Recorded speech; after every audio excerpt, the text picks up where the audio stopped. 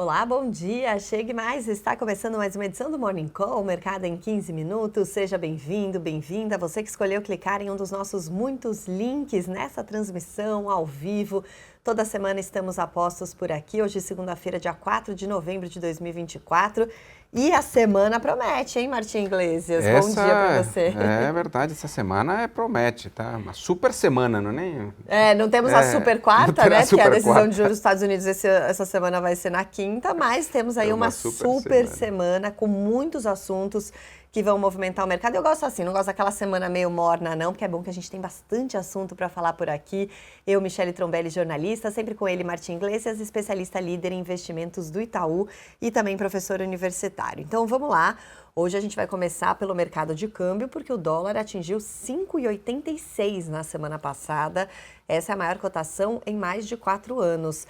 Eleições nos Estados Unidos, risco fiscal no Brasil são os principais ingredientes dessa alta tão expressiva da moeda americana, Martim? Sem dúvida. E a alta é bem expressiva, tá? A segunda maior cotação, né? E o maior valor desde o auge da pandemia em 2020, né? E de fato na sexta-feira já subiu 1,5%, na semana 3%, no ano já tem 21% de alta, né? Portanto é algo bastante importante. E os fatores são esses mesmos que você comentou. Por um lado, a questão das eleições nos Estados Unidos, trazendo volatilidade aos mercados pelo mundo, né? E aqui as preocupações fiscais, né? A ansiedade, o mercado aguardando de fato um pacote de ajuste de gastos que não veio ainda, né? Bom, e aí a Bolsa de Valores de São Paulo também acabou sofrendo os mesmos impactos disso aí, desse pacote que o Martim falou. Teve uma queda expressiva na sexta, fechando aos 128.120 pontos, o menor nível desde agosto. No acumulado da semana, a queda foi de 1,36%. Martim, a pressão do mercado fez até o ministro da Fazenda desistir de uma viagem internacional que ele tinha nessa semana? Foi, exatamente. Ele tinha uma viagem marcada para a Europa, né? E o fato da viagem sinalizava que qualquer anúncio de medida de corte de gastos só viria não nessa semana, mas na outra, né? Então, a pedido do presidente, ele acabou desmarcando a sua viagem e acabou, portanto, ficando aqui. O mercado aguarda, portanto, alguma divulgação, tá? A incerteza fiscal não é de hoje, a gente vem falando constantemente, que é o que tem trazido volatilidade ao mercado, tem feito com que a cotação do dólar esteja nesses patamares, fez durante a semana passada também com que os juros futuros subissem, né? Fez também, né, com que a Bolsa de fato caísse. Na sexta-feira, que particularmente, na semana não foi muito boa lá fora, mas particularmente na sexta-feira foi um dia de alta nos Estados Unidos, mas isso acabou não se refletindo por aqui, né? Então esse assunto tá quente, tá? E que dados econômicos a gente teve aqui no Brasil de fato na semana passada? Nós tivemos alguns dados, e aí quando a gente olha para os dados até que foram bons, né? Nós tivemos uma taxa de desemprego em 6,4%, realmente bastante baixa, né? É importante, tivemos aumento do emprego formal e informal, com a taxa de participação estável, né? E o rendimento avançando também, 0,2%, né? Tudo isso sinaliza de fato um mercado de trabalho forte, né? Tivemos dados do CAGED também, de criação de vagas, né? Vieram 247 mil vagas, né?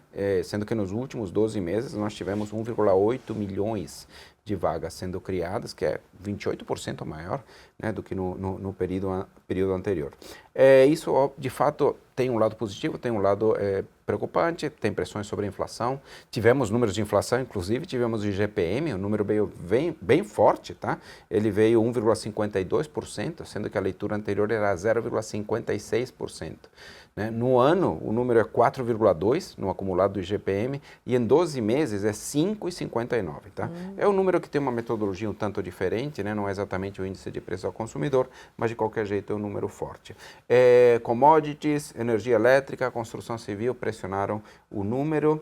E é isso. Tivemos também dados de produção industrial, importante, o número veio 1,1, um pouco acima do esperado, mostrando alguma leve recuperação. É bom também, aí destaque aí para indústrias extrativas, né? Agora, por outro lado, bens de consumo duráveis vieram um pouco abaixo. Então, acho que são esses os principais dados, mercado de trabalho, IGPM e produção industrial, Michele. Bom, e aí nos Estados Unidos, até como o Martim adiantou aqui, as principais bolsas fecharam no azul na sexta, só que não no acumulado da semana. Dow Jones caiu 0,2%, a SP500 teve baixa de 1,4% e Nasdaq perdeu 1,5%. Apesar desse compasso de espera por uma semana importante como essa nos Estados Unidos, os investidores de Wall Street ficaram atentos principalmente a dados de inflação e de emprego na semana passada? Exatamente, exatamente. Inflação mostrou até uma aceleração, né? O PCE, Personal Consumption Expenditure, subiu 0,3%, né? No acumulado aí de 12 meses, 2,7%. Isso combinado com o payroll, né? Criação de vagas de emprego, que veio muito abaixo do esperado, veio 12 mil vagas, né? O número era muitíssimo acima disso.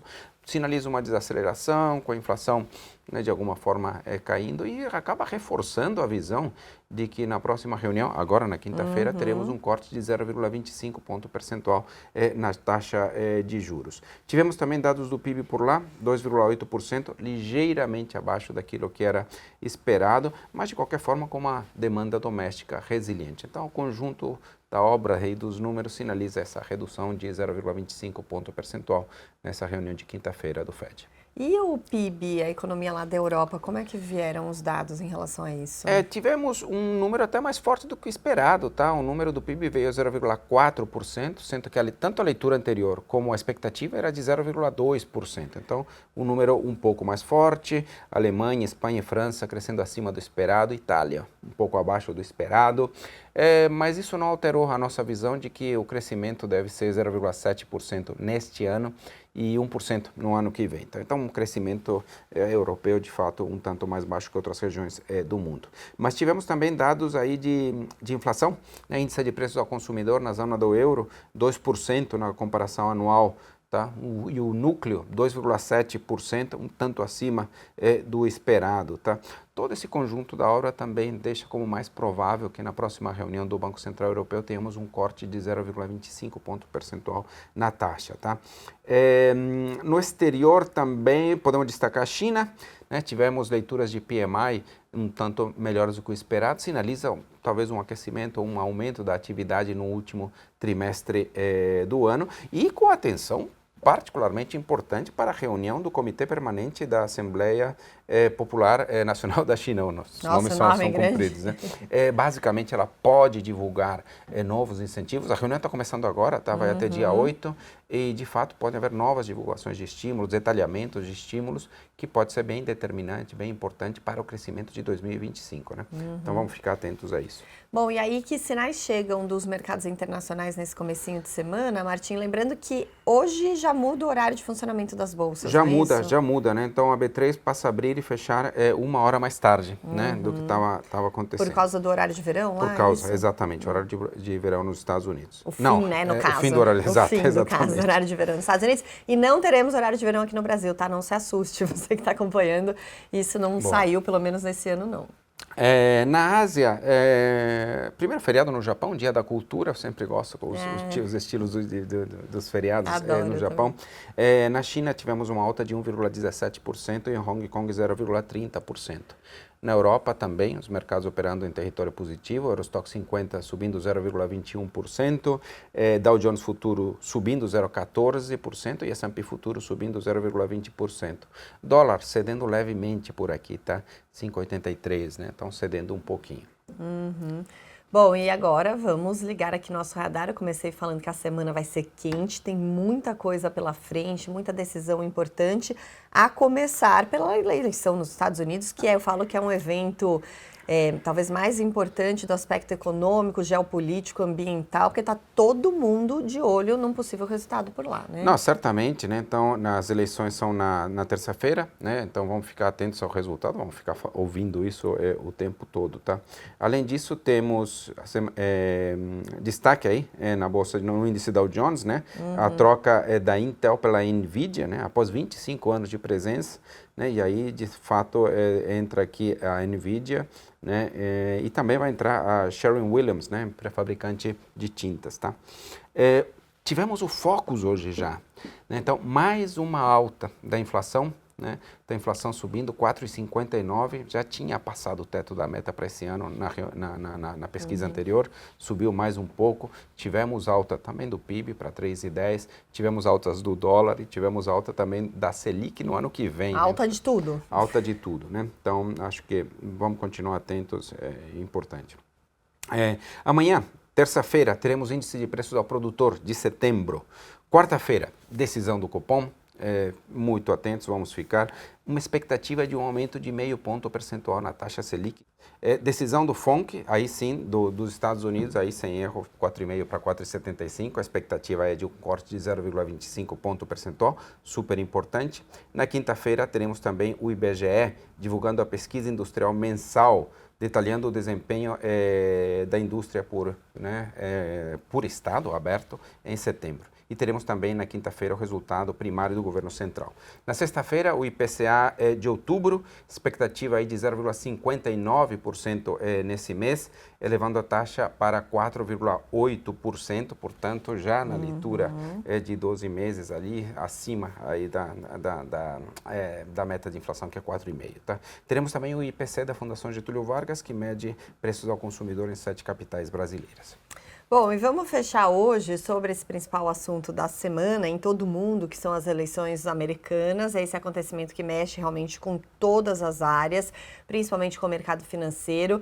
Apesar da eleição já ser amanhã, as decisões de juros do Brasil e dos Estados Unidos na quarta e na quinta ocorrem ainda meio que às cegas de um possível resultado, não, Martim? Não, pois é, exatamente, né? E as eleições ali são de fato algo importante a se monitorar, né? É muito interessante o processo, inclusive, como é que vai. E é um processo bastante diferente, né? As urnas fecham lá às 18 horas, né? Começam a fechar às 18, fecham totalmente às 20 horas e os resultados começam a aparecer já de forma preliminar na própria noite, mas o resultado final pode demorar um tanto, tá? Da última vez, por exemplo, demorou 4 dias, né? Então foi sair no sábado seguinte o resultado definitivo. Tá? Particularmente nessa eleição, como está tudo muito apertado, acho que o resultado pode demorar bastante também. Né? Cada um dos 50 estados aí organiza uma votação com regras próprias. A eleição é indireta, né? O voto popular elege uns delegados, né, que por sua vez vão votar no presidente. No fim das contas são eleitos 538 delegados, sendo que cada estado elege delegados conforme a sua população, proporcional à sua população. Quem ganha no estado leva todos os delegados do estado e a eleição, no fim das contas, acaba sendo vencida aí por quem elege metade mais um ou mais da metade dos delegados, que são 270, né? Com 270 delegados fica determinado basicamente a vitória. Então, vamos ver, né? Está muito apertado, de fato, muito apertado, e a complexidade da eleição americana insere uma dificuldade ainda mais para prever o resultado. Então, vamos ficar atentos.